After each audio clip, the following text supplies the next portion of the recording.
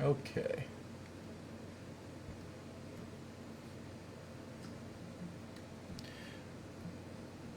Okay. So for our first lecture in Anthropology 202, we're going to have an introduction both to anthropology and a little bit of the background for the theory of evolution. So anthropology is a social science, and it confronts some of the basic questions of human existence. Questions such as who and what are we? How should we live? How did we originate? And how has human beings changed through time? These really basic kind of questions that are at the core of the discipline of anthropology. The discipline has a couple different specializations or subfields. We're going to be talking a lot about biological anthropology or physical anthropology in this particular course. We'll also be talking about archaeology or archaeological anthropology. Biological and physical anthropology is focused on understanding the human body in exploring these questions, and archaeology does not limit that exploration to the present moment, but looks at the exploration of questions of human being through all societies, through all time, from kind of the earliest of human societies to the societies from yesterday. And then we have linguistic and cultural anthropology, which the department here at EWU is most focused on. Linguistic anthropology is going to really focus on language in exploring these kinds of questions, and culture for cultural anthropology in terms of learned behavior. That is, when we look at these basic questions, each of these specializations or subfield really has their own traditions of inquiry into how one explores these questions. I think we need to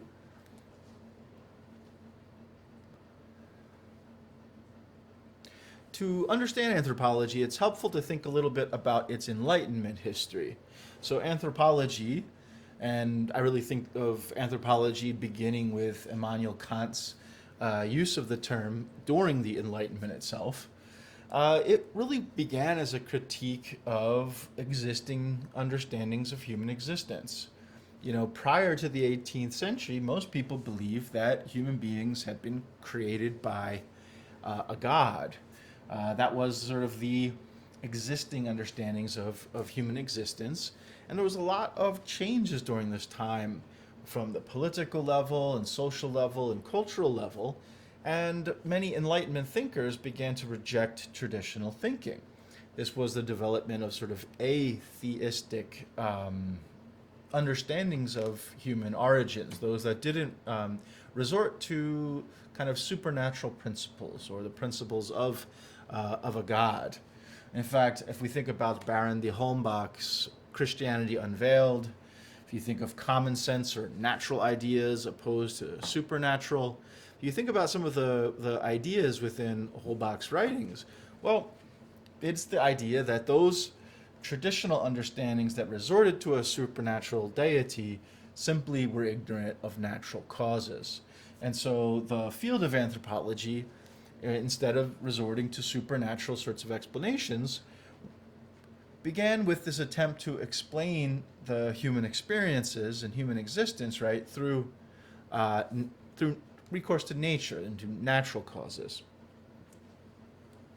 This puts anthropology in a science format. So the Enlightenment sort of is followed by the scientific revolution, and there's some basic philosophical ideas of inquiry that are important, both understanding science but also understanding anthropology. And the first is that there is this objective material reality that can be understood. So if we're going to try to understand human beings, we need to make reference, right, to that objective material reality of human beings. If we're going to develop ideas about what humans are, who humans are, and so on, we're going to need to be able to test those ideas against the material world. These are some of the axioms, right, that develop out of the Enlightenment and during the scientific revolution, and they're a part of anthropology as well. You will see these basic axioms playing out, right, in the materials for this course. And I think there is the notion that material explanations can be useful. In fact, there are many ways to think about the human experience and human condition, but these material explanations, that is recourse to, in this course, issues of the human body in terms of biology, right? And then the material artifacts and remains that have been left for humans are all very important, and provide insight into our existence. That's the kind of philosophy of science that's at the heart of anthropology and the exploration of human evolution. One of the biggest kind of concepts that came out of the scientific revolution was just that the temporal terms that we had really used to reflect upon the human condition were highly flawed. If you think back to Bishop Ussher as a religious figure, late 1500s to latter half of the 1600s, he's sort of not using science, as a bishop, as a religious figure, using the texts of Christianity. He calculated the world was created in about 4000 BCE, before the Common Era, and that the total age of the Earth was about 6,000 years old. So in sort of relation to contemporary understandings, it'd be very, very young kind of Earth. But the scientists during this period of time, the new scientists coming out of the scientific revolution, geologists like Charles Lyell, they began to think about, okay, what is the age of the Earth? And to explore that question, they didn't make reference to text, but they made reference to the physical features of the Earth, the material features of the Earth, and hypothesized, based on those observations, that it had to be much older. In fact, it had to be somewhere approximating 4.5 billion years old. And so Charles Lyell, for example, described the geological processes of wind and water erosion and said that these slow and minute changes, right, of water cutting into rock would take very, very, very long for us to have the kinds of physical forms that we have today. And I always think about this for the Grand Canyon, right? That for water to have eroded the Grand Canyon, we need a much longer period of time than humans once really thought had existed for the human condition. Darwin is one of the key figures who wrote during this period of time about this deepening sense of time, deepening sense of temporal experience of our species. And for Darwin, he believed that the human species had also developed through time. An early writer on this subject. He published his ideas in 1859, The Origin of Species by Means of Natural Selection. And it was that text that we get the idea that humans evolved, that humans reflect change in species over time. They reflect descent with modification. They are a species derived from other species in which they share ancestry. And on the other hand, he also introduced the idea that this change occurred by natural selection. To learn more about natural selection, we're going to watch a short clip from a documentary entitled Natural Selection. Given how central natural selection is to the survival of life on our entire planet, in this program we're going to look at what is natural selection. Is it still operating today? Does it work on humans? At the core of Charles Darwin's proposal in 1859 was that evolution had occurred by natural selection. Darwin was led to this discovery of this process by a combination of circumstances. The most significant was his acceptance that species are not immutable and that there is a vast overproduction of young organisms. Only the fit and healthy overcome the challenges of nature, such as escaping predators or surviving drought. This is especially true when there are a large number of living things competing for primal needs, such as food, water, and mates. Natural selection is simply differential, or the different reproductive rates or survival rates between individuals that carry different traits. It's an immensely simple concept, but one that people get very confused about. And when I'm trying to think about it, I simply imagine a population carrying two kinds of individuals, two varieties of individuals.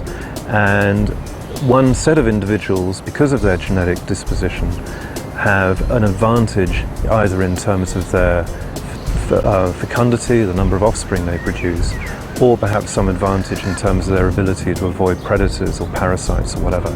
And as a consequence of that, simply because they'll be producing more individuals in the next generation, they will over time be more represented in the population. In other words, the proportion of those individuals will increase.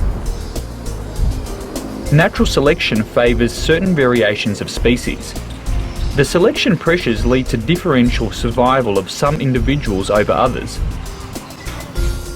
In the cat family, surviving individuals like the cheetah end up with advantageous characteristics. What's emerged over time is a cat with an extraordinary hunting speed. The question is, how did that extraordinary hunting speed evolve?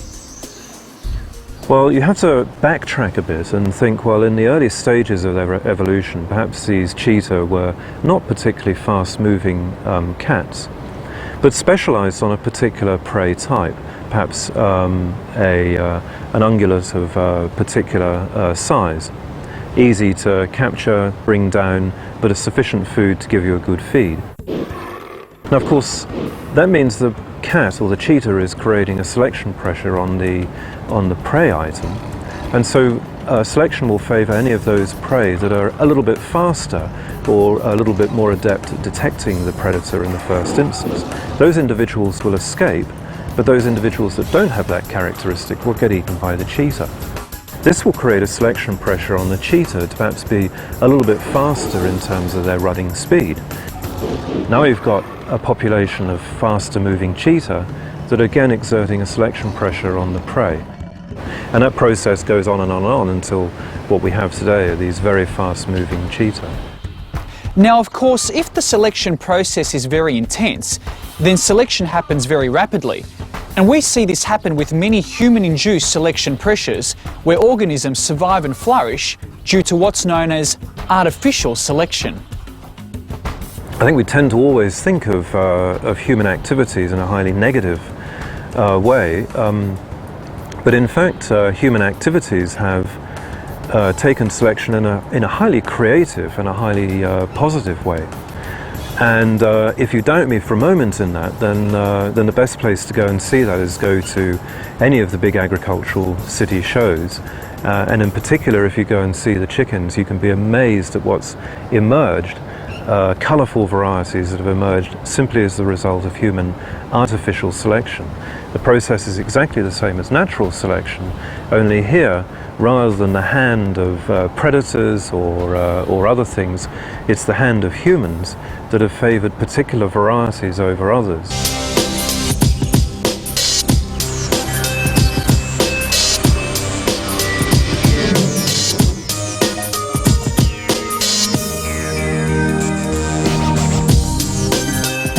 Is natural selection operating today? Well, absolutely. All the organisms around us in this garden are all subject to the process of natural selection. Some of the best pieces of evidence for natural selection are also the least desirable. Insecticides, pesticides, and antibiotics are all extensively used to control unwanted organisms. Many antibiotics, for example, have a fairly short window of time in which they're effective, because they exert an amazingly rapid and devastating selection pressure on the bacteria. So any bacteria that are able to get round the effects of that antibiotic will be very, very rapidly selected for. And because bacteria, of course, reproduce so rapidly, then very quickly you'll have bacteria that are able to get round or be resistant to various antibiotics. It's the classic case of what economists call planned obsolescence, where you might have a refrigerator of a particular style with the view that in about 5 or 6 years' time, a different kind of refrigerator will then be the fashionable fridge to have in your kitchen. And so of course fridge manufacturers won't go out of business by producing needlessly large numbers of fridges.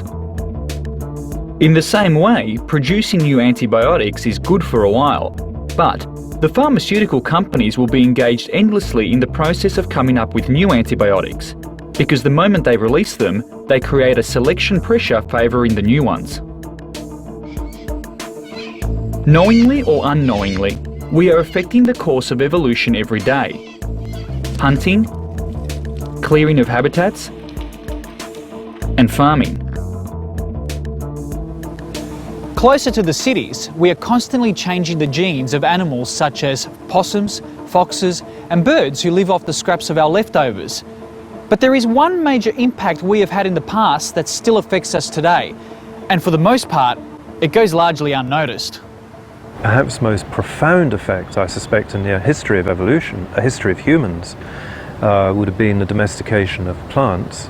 Those early cereals that humans were able to start to grow from wild varieties, and perhaps unintentionally in the first instance were selecting for those varieties of grains that thrived by being grown in particular circumstances. And then I guess as humans realized perhaps later on that they could actually select for particular varieties of grain that allowed them to grow more effectively. And of course this is a pattern that occurred not just in the Middle East but in Southeast Asia, in other grains that were domesticated as well. And that had a profound effect, I think, on human evolution. If you believe the most commonly held view, the out of Africa theory, then we evolved as anatomically modern humans somewhere between 130 to 150,000 years ago. We then migrated all around the world and went through minor changes to form the populations we recognise now. There are three major types of variations we see in humans. All adaptation that we see is a combination of morphological, physiological and behavioural. Geneticist Graham Flannery explains. Amongst the morphological changes, the most obvious are probably in body shape and body proportion. People who live in very cold climates have adapted to those cold climates because they've adopted, if you like, a chunky body style.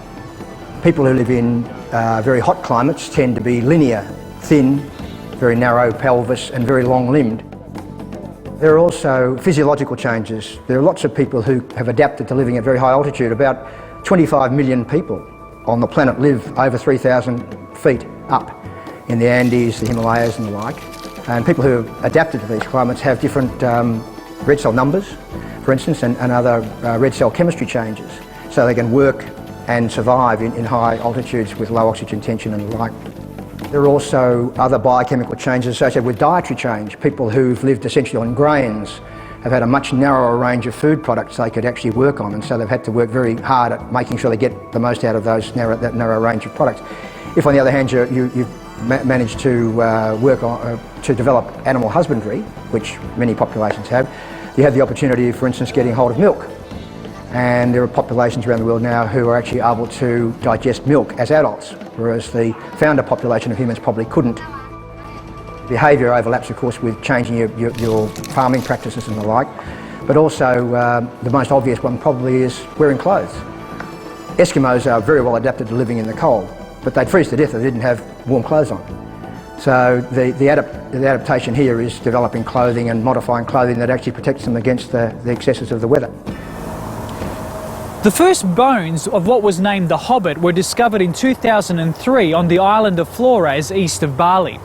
The bones suggest that the hobbit has a very ancient history, but their behaviour suggests that they are more on the hominoid line of chimps or apes. Graham Flannery is one of those people that is always looking for links and connections. The bones of the adult suggest that the adult maximum height was about 1 metre. And hence their short stature led to people referring to them as a hobbit, as in Tolkien's Hobbit. What people don't know is what they represent in terms of human evolution. The first thoughts were that they were a subspecies of humans with a distinct morphology of their own, bit like, for instance, Neanderthals, who were coexistent with modern humans but on a separate branch which died out. Trouble is, the Neanderthals died out 30,000 years ago, and these guys were apparently alive 13,000 years ago. So they were contemporaries of modern humans, certainly. But no one knows whether there were modern humans and hobbits on the same island, but certainly they would appear to have existed at the same time. The question of, are these hobbits cousins of the human, hasn't been satisfactorily answered. People have come up with various ideas. The latest version of the story suggests that the wrist bones are more like the wrist bones of the apes and may be associated with almost knuckle walking. And that suggests that they are probably not on the direct lineage for humans, but they are a separate species, much like the Neanderthals were, and they died out maybe 10, 12,000 years ago. But they are pygmy-sized people, but we don't have any more idea about why they're pygmy-sized than we know about why pygmies are pygmy-sized. So the question remains, does natural selection work on humans? Yeah, natural selection works on all living organisms, and we're no different in that respect. Niches, biological niches, environmental niches keep changing, and organisms have to adapt. And adaptation is the basis for what we call evolution. And so it's just as important for humans as it is for anything else. And the reason we are as we are today is because of previous examples of that adaptation and evolutionary change.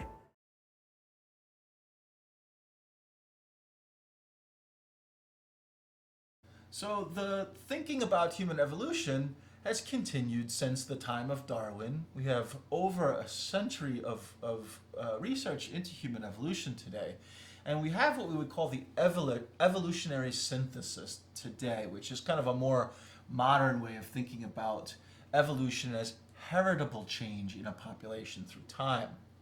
While we still believe natural selection is very, very important, plays a very important role in evolution, inheritance is also a very important factor too. And so we actually begin really with genetics and trying to look at some of the inheritance patterns between parents, right, and their offspring at the population level, but also at these higher levels of taxonomic units like species. So in this terms, if we're going to think about